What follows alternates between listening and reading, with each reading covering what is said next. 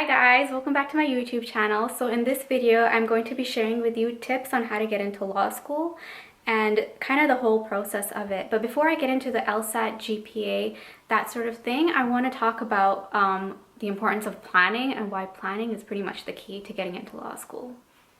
Okay, so let's talk about planning. Planning is literally the key to getting into law school. You need to create a real plan and a digestible plan on how you're going to achieve this goal. Set it as a goal that you're going to work towards. The people that you see in law school and that have gotten acceptances to law school, they've worked towards this goal actively. They've planned it out, how they're going to achieve this goal, and that's pretty much what you need to do.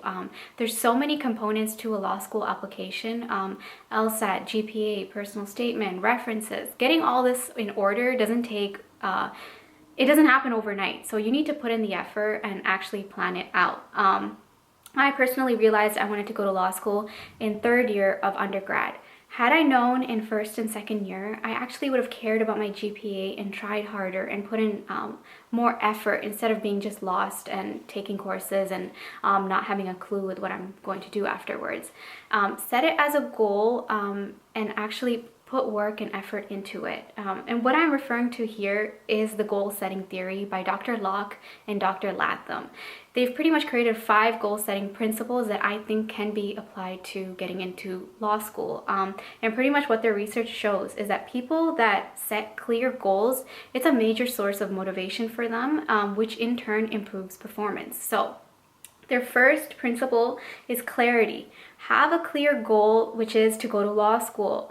Make it a clear goal of when you want to go and how you're going to do it. Don't have, like a second option or that sort of thing. No, be determined with your goal and believe that you can actually achieve it. Be aggressive with your goal. The second principle is challenge. Getting into law school is very challenging because thousands of students are applying and each school is only accepting 100 something in Canada. And there's not that many schools, so there's going to be a lot of students that don't get in. So achieving this goal is going to be a really big milestone in your career, in your academic career, and so it is a challenging goal that you're going to have to work towards. The third principle is commitment. You need to be committed to this goal because it's going to take you years to become a lawyer, and it's going to take you years to actually get into law school. You have to have an undergrad degree, you have to write the LSAT, all the extracurricular work. It's going to take you years to achieve this goal, and you have to be committed to it. So take the time and think about whether this is something for you. It's not going to happen overnight, and it's not going to happen within a year or two. There's also personal factors to take into account. So really ask yourself whether you can be committed to this. Feedback. You need to have a good understanding of where you stand as an applicant. And so how can you get feedback? Well, through your performance data, which would be GPA, LSAT, your relationship with your professors, because they are going to be your reference letters. Get a clear understanding of where you stand as an applicant. That's really important. And you don't want to be delusional. You want to know where you stand and where you can improve to achieving your goal. The fifth principle is task complexity. So you want to have digestible goals that you can actually achieve. When are you going to write your LSAT diagnostic? When are you going to write your LSAT exam? Write that first draft of your personal statement letter. When are you going to do all of that? These are small goals that you need to start setting for yourself. When are you going to start reaching out to your professors for your reference letters? This whole process takes a lot of planning, and there's no way around it. Pretty much everyone that I've met in law school has planned this out, actively planned it out. And so you need to do the same, and you need to be aggressive with your goal and really set it as something that you're going to achieve and actually believe that you can achieve it. Okay, so let's talk about GPA. Your GPA is going to be a really big part of your application. There's no denying that. But schools don't really necessarily say a GPA cutoff, but you can look on their website and understand kind of an average that they're going for. Some schools will take your last 2 years, some will look at your CGPA, so your cumulative GPA. You need to get clear on, what schools require what. and kind of assess where you stand as an applicant. You know, is your CGPA really high? Then, you know, it's worthwhile applying to these schools. If it's really low, then it might not be worthwhile to apply there. If your last 2 years are really high, place greater emphasis on those schools where they're really looking at your last 2 years, because you're actually a competitive applicant there. So, you know, understand kind of where you stand, what the school is looking for, and then go from there. I actually have some notes here, so I don't forget, because this video is going to get long. Okay, so program. What program should you take? Because people really ask me this often. I would say pick a program where you're actually interested in, that you enjoy, which in turn will lead you to doing well in that program. You know, by well, I mean marks that are 80 and above, nothing below that. You want to have a high GPA, and you want to pick a program that can let you do that, but something you genuinely enjoy. You don't want to be miserable for the 4 years by picking a program that you're not enjoying, and that's not challenging towards you. For you. Okay, so let's move on to credit or no credit, and withdrawals, that sort of thing. Okay, so you want to be mindful for credit and no credit, because schools will look at that. You know, if it's all over your transcript, and you have a high GPA, but you have so many credit, no credits, withdrawals, that sort of thing, it doesn't look good. I had 1 credit, no credit in my 3rd year, but it was for an elective course. And so, you know, be really mindful of that. Be mindful of withdrawals, because it doesn't look good. You want to show them that you can handle a heavy course load without dropping anything. And in law school, there is no such thing as credit, no credit. There is no such thing as dropping courses. You are given your schedule for first year, and that's pretty much what you have to take. So you want to show them that you can handle that. Okay, for course load, it's really important that you maintain a full course load. And by full course load, it doesn't need to be 5 courses. It could be 4, because you're still considered a full-time student. But don't drop below that, because you need a full course load to show them, like I said, that you can handle a full course load and a heavy workload. So, you know, your GPA is important, but they're also going to look at your extracurricular and all the other side things that you're doing to kind of gauge, you know, your GPA. So it's really important that you show them that you can handle a heavy course load. So I took 4 courses per semester.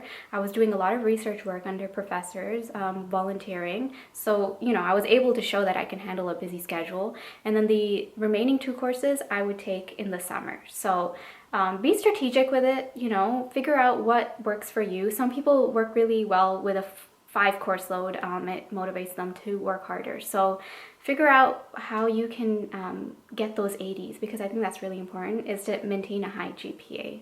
Also, staying on the topic of GPA, I also want to say that if you have a low GPA, it's not like game over. It is not. There's going to be other parts of your application that I'm going to touch on, but GPA is a big part of it. So if you're an undergrad watching this, you really need to care for your GPA. Don't take courses where, you know, you're kind of nervous whether you'll do good or not. Take courses that you can do well in. In undergrad, I used to be very strategic. I would shop around for courses that I knew I would excel in. And usually these were writing-based courses or reading-based courses. I wasn't good with multiple choice. I did a double major in psychology and history, and psych exams were always multiple choice. So I took my required courses for psych, but then, you know, electives and other courses would be in history, because that's what I would do well in, was reading and writing based courses, not multiple choice. So be mindful of what you can do well in, and pick courses like that. Okay, so for your law school applications, you have to submit an LSAT score.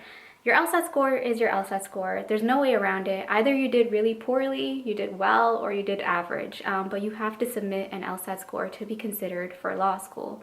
There are 5 sections to the LSAT, and 4 of which are scored. So you won't know which section is the unscored section. So you need to take them all seriously. There is analytical reasoning, reading comprehension, and logical reasoning. Practice the areas that you're weakest in.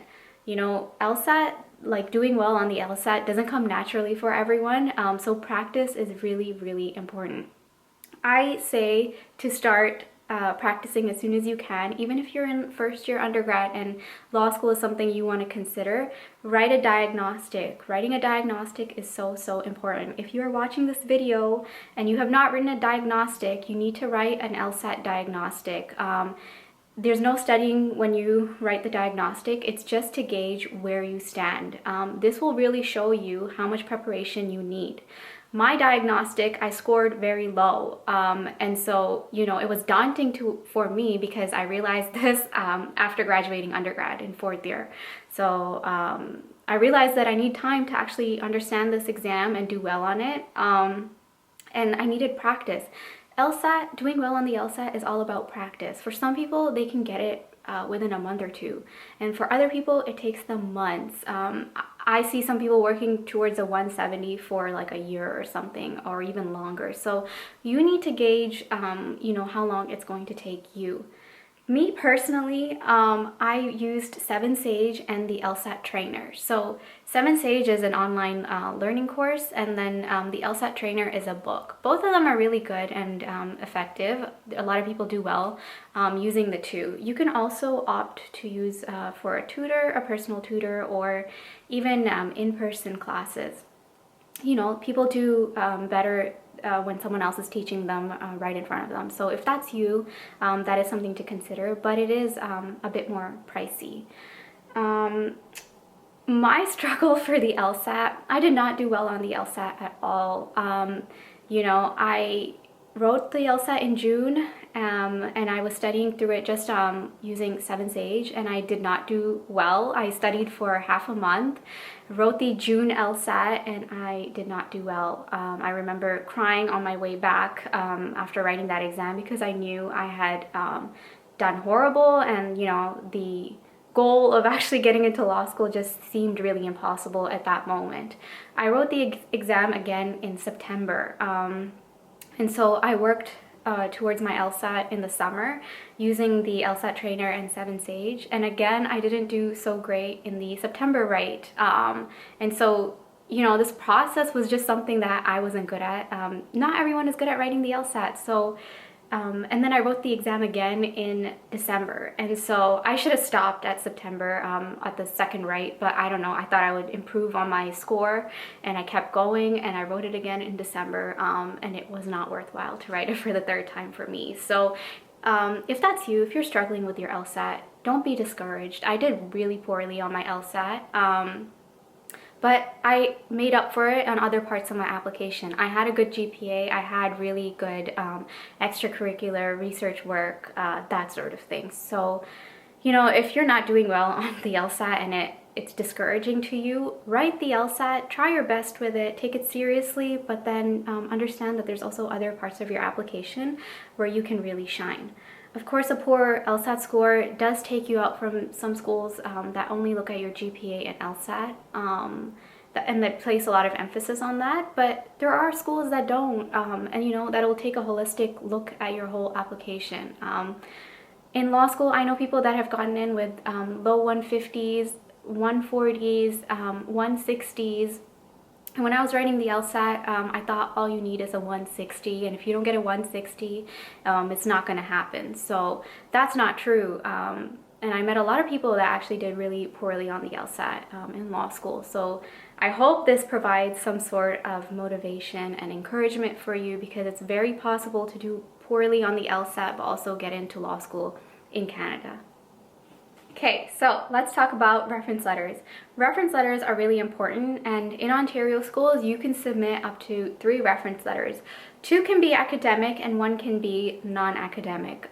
Where schools are requiring you to submit 2 reference letters, I would recommend that you submit the 2 academic reference letters. You want to reach out to people who can speak about your academic abilities and show that you are a good student and you can do the work. I recommend reaching out to your professors. If you're an undergrad watching this, I recommend that you start reaching out to your professors early on. Even if you're in first year, start reaching out to your professors. I remember going up to my professors in undergrad, telling them that I want to go to law school. and that if there's any way where I can improve my reading and writing skills, or any way that I can just improve as a student and get involved, and if there's any opportunities, then to let me know. And I would do that for all my professors, the ones that were approachable and the ones that I was doing well in their courses. Your professors want to see you succeed and they want to support you, so they're a great resource for you, so reach out to them. All the paid research opportunities that I got in undergrad, I got that through just reaching out to these professors. I never formally applied or anything like that. And I think all the research work that I did, the fellowships, editing a book, that sort of thing, it was all through just getting to know my professors. And I didn't actually have to formally apply besides the fellowship, but the other research work I didn't have to formally apply, and that's a really big advantage. You know, when there's hundreds of undergrad students and you want to stand out, your professors will want to help you, so reach out to them. Of course, not all professors are approachable, but don't be discouraged if they're not. Just keep trying, keep reaching out to people. For the non-academic reference letter, make sure that they can speak about, again, your ability to work, multitask, and just that you're a good person, good student, all around. It should be kind of like a all-around reference letter. But make sure that the people that you're using, they actually know you and they can provide good references for you.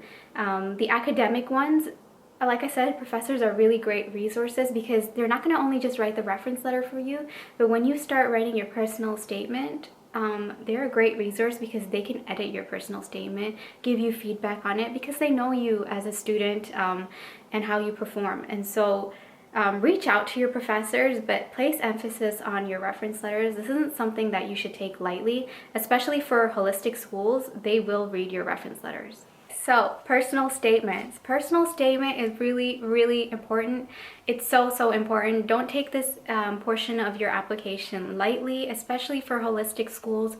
You want to tailor your personal statement to each school. And doing this is going to take a long time. So start writing if you're applying in the fall, which you will for Ontario schools, you need to start writing your personal statement early summer so that you can give yourself the summer to make the edits and tailor it to each school.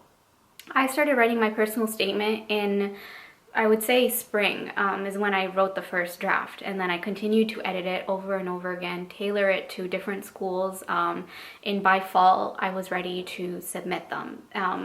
You want to reach out to your professors to get your personal statements edited. As many people as you can. I reached out to so many people. I would say at least 10 people I reached out to, and I sent my personal statement over to them.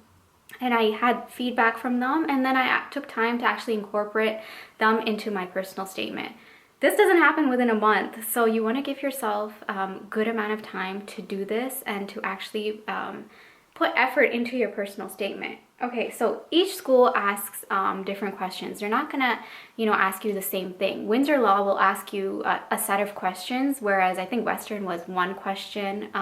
So look at each school and see what they're asking of you. You can do that right now. You can see kind of last year's questions, what they asked. They don't really change from year to year, but when it comes to applying, make sure that you are answering the question. So if they've changed the question, make sure you're reading it and tailoring it accordingly. Usually it won't change, and I haven't heard it change. So start early and, put in the effort and put in the time to actually edit your personal statement because it's such a huge part of your application. It's really important. Once they look at your GPA LSAT, they're going to move on to your personal statement before they actually read your autobiographical sketch. So put an effort into your personal statement. What I would talk about is kind of who you are, why you want to go to law school, what it is that you're going to provide to the law school. Why should they pick you over so many other students? And then what can you provide to the legal profession? What value can you provide? Focus your personal statement on the value that you can provide, not just to the legal profession, but also to the law school, to the student body.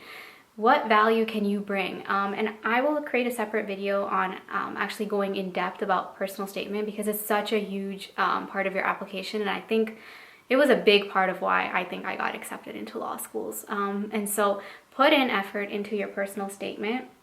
Write it as an essay. So you're making arguments of why you. Put in time and effort into this part. And lastly, like I said, you need to edit this over and over again. It is an essay, but it's not writing like a normal essay where it'll take you like a week. This will take you months to write a good personal statement, because you're going to be talking about yourself, and that's always harder to do than to talk about some random topic. So yeah, I think that's pretty much it. I will go into depth with the personal statement and give you actual examples and kind of what I said, that sort of thing, in another video. But from this video, I just want to say it's so important to put effort into your personal statement.